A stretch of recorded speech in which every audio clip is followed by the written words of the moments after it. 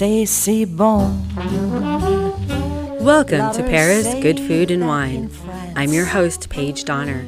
For the next half hour, I'll be presenting to you news, happenings, and personalities from Paris's extraordinary culinary world. So sit back and get ready to enjoy a full half hour of Paris Good Food and Wine. Like those French people do, because it's oh so good. This episode of Paris Good Food and Wine pays tribute to the biannual Bordeaux wine event known to the trade as Vinexpo. It's taking place this month, and for the first time ever, wines from the United States will be in the spotlight. Still, that didn't stop me from making a little pre-jaunt down to this famous part of France to do some tasting on my own. Well, accompanied by my father, to be more precise. Two of the most memorable tastings were at Château Pichon-Longueville Comtesse de Lalande in Pauillac, where I was afforded the privilege of speaking with Nicolas Glumineau, the winemaker and director of these esteemed left bank Bordeaux cellars and vineyards. That segment is the one that begins our show this month. The other most memorable Bordeaux vineyard visit was to Château Lafleur in Pomerol, on Bordeaux's right bank. My host there, Omri Ram, explains the extraordinary vein of distinct geological composition that cuts through this mythical property, and from which they make their Le Pensée Lafleur wine, quite apart from the estate's signature Château Lafleur.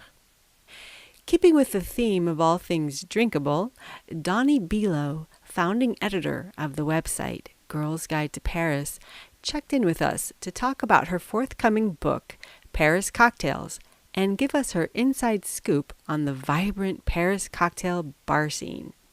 Next, Good Food and Wine brings you the very apropos in-studio interview with Chef Escoffier, who spent a dozen years as the executive chef at the American Embassy here in Paris.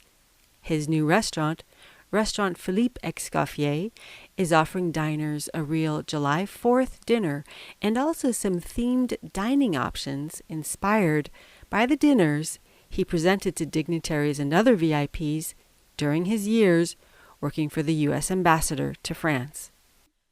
So stay tuned for this month's episode of Paris Good Food and Wine with me, your host and producer, Paige Donner.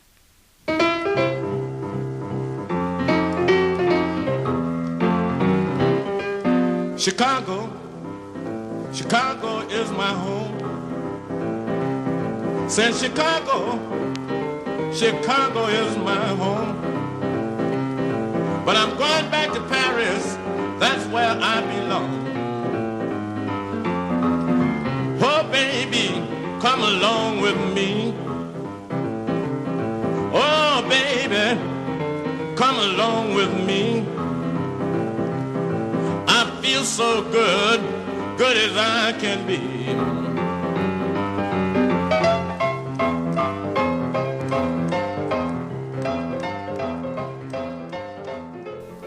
Wine Spectator magazine, the premier media brand for the wine industry, and Vinexpo, which hosts the world's preeminent wine and spirits exhibitions, have partnered to sponsor a special tasting on Monday, June 15th at Vinexpo 2015.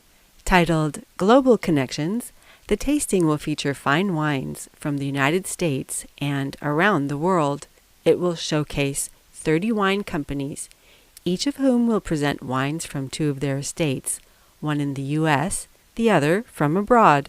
On Tuesday, June 16th, Wine Spectator will present a panel discussion called Inside the U.S. Wine Market, where industry experts will offer ideas on how international wineries can improve, or alternatively can begin, their business in America. Château Pichon-Longueville Comtesse de Lalande is owned now by Roederer. The man who sits at the head of this wine empire had the foresight, along with his father, to invest in vineyards in California early on, and this property of theirs here in Bordeaux, just on the border of Pauillac and Saint-Julien, is one of the most remarkable wine estates in the world. So here we're sitting at the technical facilities overlooking the beautiful vines of Pichon Comtesse.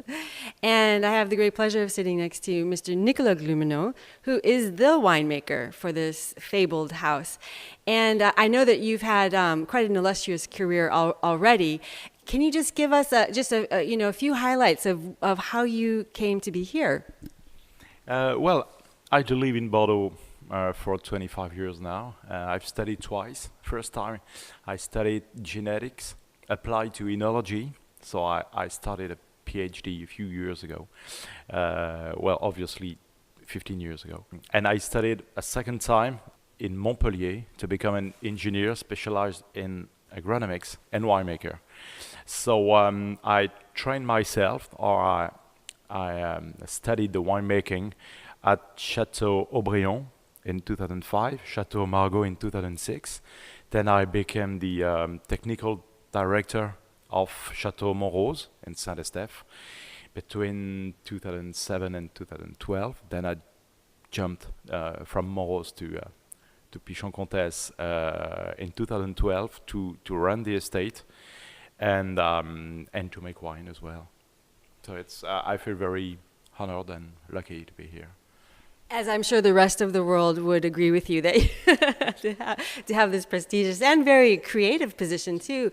You know, having just taken a brief walk around this absolutely gleaming and stunning new technical and vinification center, everything has been designed for such precision. And I guess if you arrived here in 2012, you would have taken the reins right at the time when these new facilities were inaugurated or thereabouts. I wonder if you could speak a little bit to that, Nicolas, and then also, how does this impact your approach to your winemaking, these facilities? Well, when Roederer, the Champagne Louis Roederer, bought the estate, it was late 2006. They first made a geological map of the vineyard in order to adapt their replanting plan for the next few years, adapting each plot or kind of piece of terroir to roots and grapes. So the second step was to try to vinify each plot or each part of terroir individually. So in 2012, it has been decided to crush the old cuvée down, and then to rebuild the new one.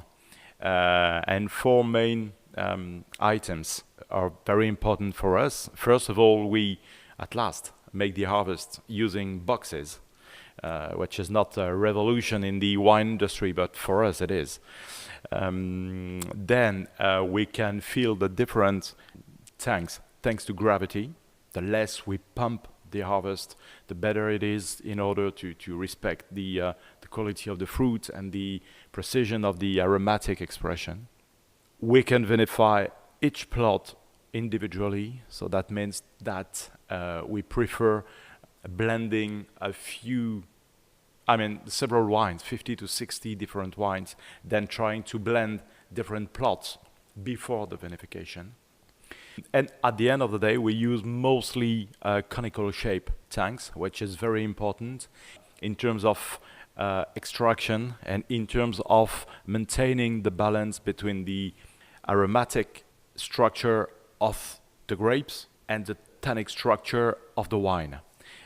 This is so important when you make wine at Pichon Comtesse, because in our neighborhood we have beautiful vineyards and beautiful wines are produced here, but most of them are very masculine, very massive and full body wines. And our unique character is in the balance between a very Pauillac style wine and a very Comtesse, very racy, very graceful, aromatic and complexity, which is very Comtesse. That's beautifully expressed. Shifting over to the consumer side of things, what can you what tips can you give consumers when we're looking for your bottles of wine now on the shelf? I mean, what years can we buy to drink now, and what can we buy to put in the cellar? Well, today, the 2007 is opening up. The 04 is ready to drink. The 03 is still very good to drink or to sit on it. It's a very fresh wine, the 2003 Pichon Comtesse, despite of the fact it was the last year of the heat wave, and despite of the fact that most of the wines made in Bordeaux this vintage are already not gone, but they are very mature. Our 2003 is still a teenager, I should say. And then before 2003, wines are good to drink. Today, the 06, the 09 and 10, and the youngest vintages, you have to wait before drinking, of course. And but I think that the main challenge we have to deal with, and that's why I love the 2014 Pichon Lalande, is that we have to try to open the tasting window of our wines. I don't mean that we want to make lighter wines, but because we are very careful and very sensitive with the ripeness of tannins, because we are very careful with the balance I did talk about previously, I think all wines are earlier ready to drink, and in the same time we can age them for decades. We are used to say that good wines are always ready to drink, so that's why you should buy a few cases, and every year you open one bottle. That's some of the best wine advice I've heard ever. Thank you so much, Mr. Glumineau. My pleasure. Next up, my interview at Chateau Lafleur, Pomerol. Here in Pomerol, we're talking with Henri Gram, who is part of the team of Chateau Lafleur. And he was just explaining to us the very particular diagonal that cuts across this legendary, mythical terroir here in Pomerol, from which you create your Le Pensée. Can you explain that a little bit again from the geological perspective? No problem. So, in this vineyard of Lafleur of 4.5 hectares, we actually have a stretch of land that's about 0.7 hectare, which used to be an old river. So it's the richer, more clay part of Lafleur, and it's quite different than the rest of Lafleur. So we planted more Merlot, and we see there's a very different character to the wine that we make from this parcel.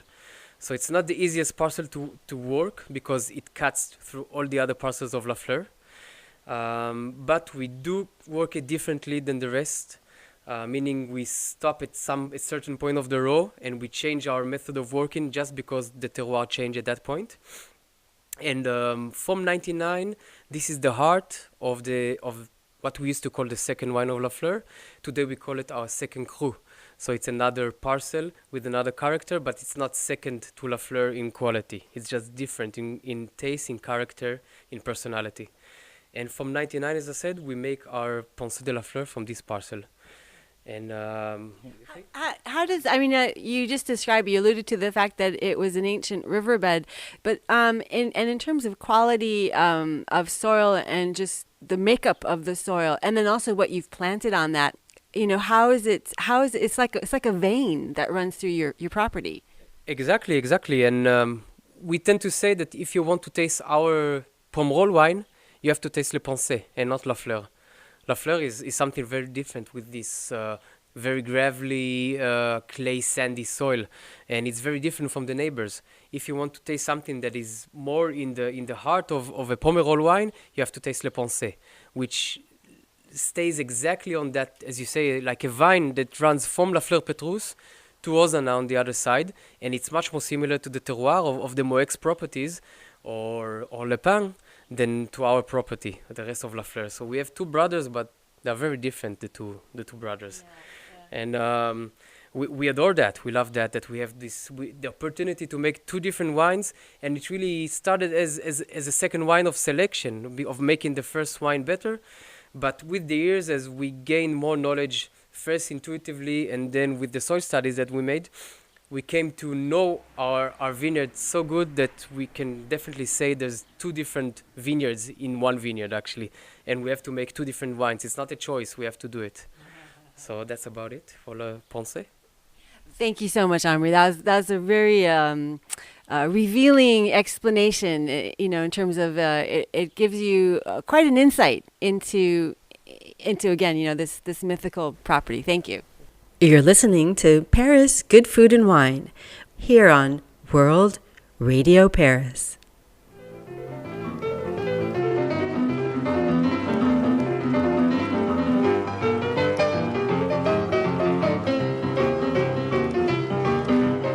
I'm going back to Paris and sit under the Eiffel Tower. I'm going back to Paris where I'm going to sit under the Eiffel Tower. Okay, well, I have it's a completely fun opportunity to sit here in the depths of Rue d'Abouquire with Dani Bilo, who is the editor-in-chief and founder of Girls Guide to Paris, and she has a forthcoming book called Paris Cocktails.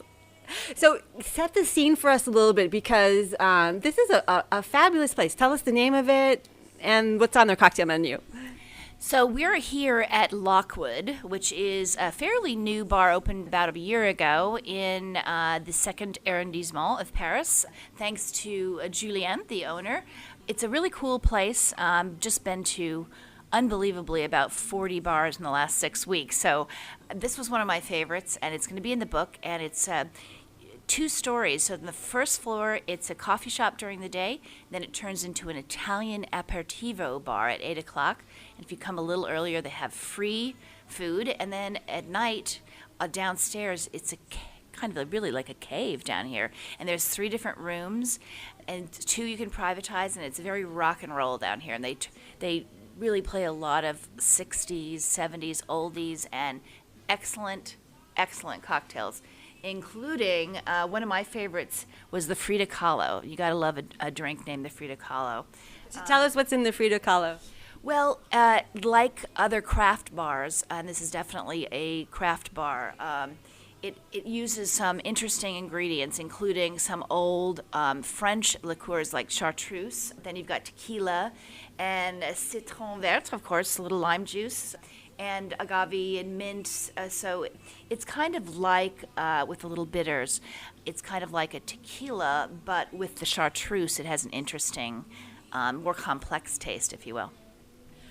Just name off a couple of the other drinks there on the menu, because they all seem to have very original names, like the Frida Kahlo. What's just one or two of the other ones? Yeah, absolutely. Well, I also tried when I was here for the book the English confiture, which was gin. And the interesting thing, gin with lemon juice and orange juice and lemon curd, actually, that they make homemade. And the other kind of cool thing they do here, one of the brothers started 10 Bells, which is a very hip and happening coffee atelier in the 20th. And it's in the 20th, yeah. And then he also has a roastery. So they do a cocktail with coffee. And it's called the Little Belleville, with bourbon and coffee liquor, as well as actual, actually I think they made the liquor from the coffee from the roastery. So it's, super in-house and quite tasty. And it's kind of like a push me, pull you, a little up, a little down, kind of a good thing sort of the middle part of the night when you need a little something to keep you going. Now take us with you, just, even just for a slight overview glimpse. Take us with you as you jumped into the cocktail scene of Paris, which is quite vibrant these days, from what I hear. Absolutely. There's, it's sort of the new golden age of cocktails. It started really in 2000 in New York, and it traveled here 2007 when the Experimental Cocktail Club opened. And it was kind of a mini revolution. They started a speakeasy here, and the French were really not used to cocktailing. It was always tough to get a decent drink in this town for as long as I've been coming here, 30 years, and you had to go to a hotel bar and pay a decent amount of money. And now, ever since then, there's been places opening just year after year, more and more and more. And now there's like 30, 40 amazing, amazing bars. The hotel bars have had to keep up. There's some cool dive bars. So we've got a little of everything in the book. But the craft bar scene is what's gotten people all excited and hot and bothered. You know, what kind of a crowd? You know, I've been to a couple of them. I've been to Experimental Cocktail Club and Curio Parlor over the years, and, you know, a few of the other ones that have popped up. But, you know, say you're sitting down here in this cave, you know, underneath Rue d'Aboukir, which is, you know, an ancient sort of red light district here in Paris. I remember it being that when I first came here in the 90s. That's what it was famous for, and now it's so hip and so trendy. Paint us a bit of a picture as to what's the crowd like. Well, it really depends on which place. So I would say there's three distinct areas. There's Soapy, so that's south of Pigalle Metro, up in the 9th. That's a really amazing place for craft cocktail bars. There's 6, and 2 of them have just opened up there. And those range from a fancy, pretty chic night out to down and dirty. So you can run the gamut in a pub crawl if you wanted to. And it just depends on what you're in the mood for. So the craft bar scene seems to wander from, you know, really chic, like Le Picus, which is a Michelin star restaurant, has an unbelievable bar that's gorgeous in an 18th century home with killer cocktails, like unbelievable, off the charts. And then you've got these speakeasies, these caves, there's 2 places that are Louisiana themed, you know, so it runs the gamut. There's something for everybody, and there's something for every age group. So if you want to wear a pair of jeans and your favorite old cashmere sweater and maybe throw on a pair of heels, you can go and kind of kick it, or you could put on your best little black dress. Is that right? Yes, absolutely. We went to a place called Artesian, which is somewhere right in the middle of, it's very chic, but, you know, it's not dressy, but it's very elegant. Clown Bar, which I did include some wine bars in the book, is a very romantic place to go on a date. But then there's the Bottle Shop, which is a funky dive bar. They have $1 or €1 Bloody Marys on the weekends, and actually really good cocktails behind the bar for under €10. So it's totally Red House, amazing place, very much neighborhood pub, kind of grungy, in the best possible way, you know, in a friendly so. There's something for everyone, absolutely. There's the up, down, and middle. I feel so good as I can be.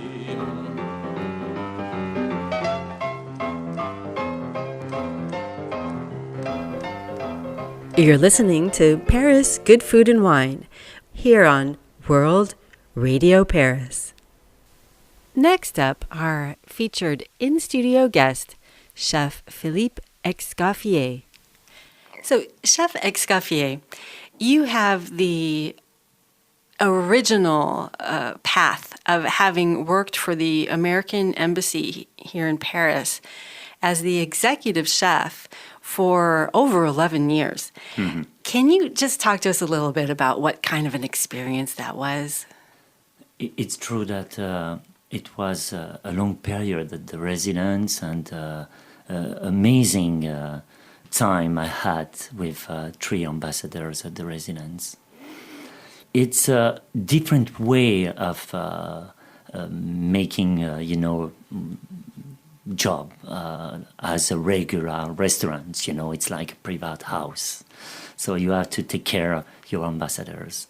And it's true that it was something exceptional for me. It was a privilege to work at the residence.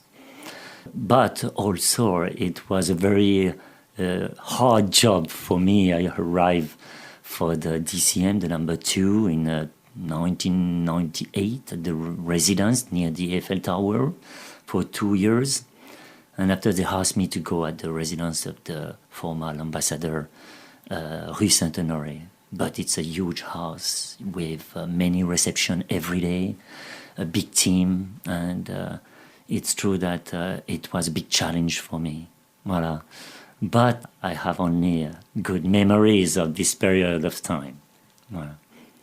You know, in the book that I leafed through that you've put together about some of the people that you served and the menus that you created for them. I mean, people, illustrious personalities, not just presidents and heads of state, but people like Olivia de Havilland, and I mean, just so many celebrated personalities. And in that book that you showed me, you know, you documented some of the recipes and the not recipes, but the menus that you had served. And now in your own restaurant, which is just around the corner from the Eiffel Tower, I mean, It's true. You couldn't be better placed.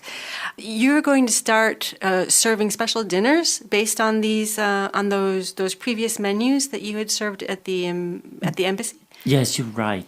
The idea came 2 or 3 months ago, and for me it's very important, you know, to leave the context I have with the residents and my American friends. And the idea is to create a dinner very special, like the residents. Each dinner as the residents have to be spectacular, you know, for personality, for president, for a woman from the cinema, you know.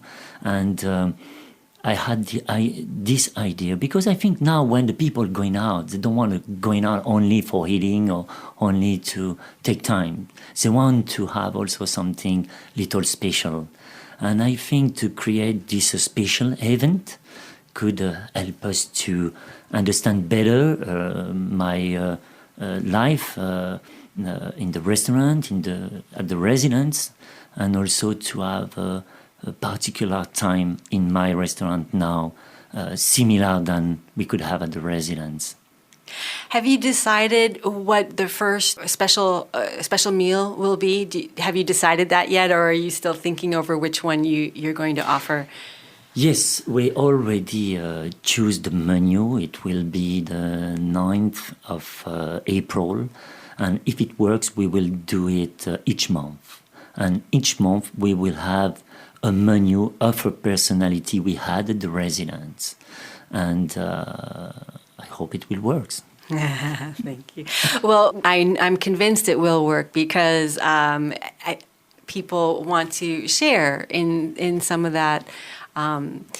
Not limelight, but just that the specialness of the occasion and the celebration of having spent all that time at the embassy. Yeah. Yes. Also, we expect to make something very special for the 4th of July.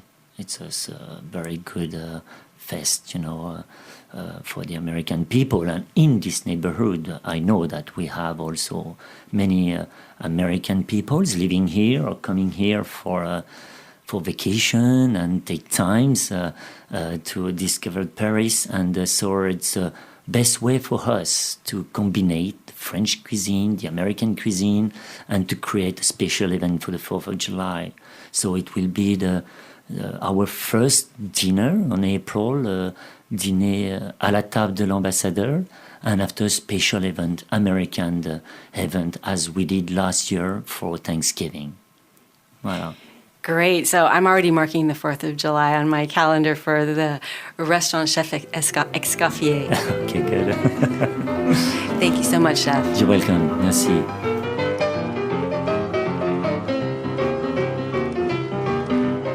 I'm going back to Paris and sit under the Eiffel Tower.